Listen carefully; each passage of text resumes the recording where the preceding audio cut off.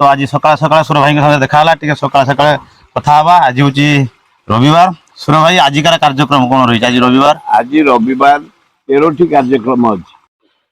बर्तमान आम आसी पहुंचीचु भुवनेश्वर।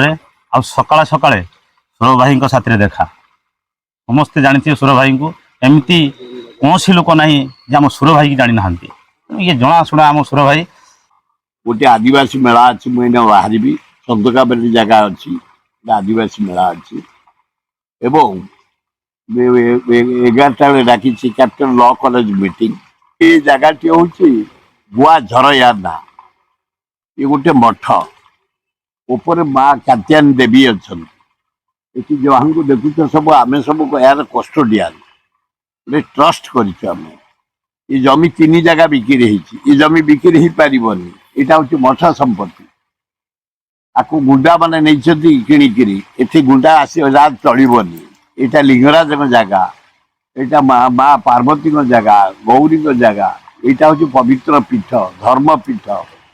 पुष्करणी देख पंख उज्ज्वला होम भाई मैंने लगी पड़ी पंख उज्ज्वला पंख उज्ज्वला हम। यहाँ चंदन आसीज ये चंदन महोत्सव हम।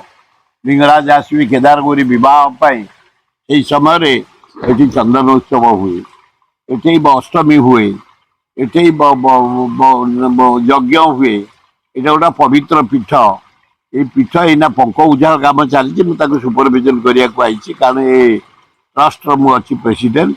ये भितर जो भाई मैंने सब अच्छा माँ बाहर अच्छा आमर हाराहारी 200 लोक अच्छा मेम्बर तत्वावधान रखिंट लोकों। ये जगह हूँ लोक ये पर्सनाल कार ना मु शब्द ना ये आंब शब्द तुम भी यार मालिक होना। जे ठीक आसो मालिक, जे आसो गाधे पार, जे आसो पायखाना कर झाड़ा जीव, जे आसो जगह खुला खोला। बहुत सुंदर जगह भी आंब गए। आज रविवार खिया दिया कौन मटन फटन आज संक्रांति आज टी निरामिष खिया हम। घर आमिष पुरे देवे। मुझे एना बाहर जी चंदका आदिवासी मेला। ये गोटे बढ़िया होटेल अच्छी पटनायक ढाबा तार ना। बेस्ट मटन, पूरा देसी मटन, देसी चिकेन, देसी माछ एकदम रेट कम। चंदका जहाँ को पचार बाजार उपर पटनायक ढाबा को गोटे पेट्रोल टंकी जिते जीव खाइब अति सस्ता।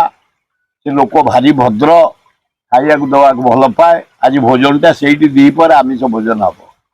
जाओ सुर भाई साथ कथा बहुत भल लगे। नमस्कार सुर भाई, धन्यवाद।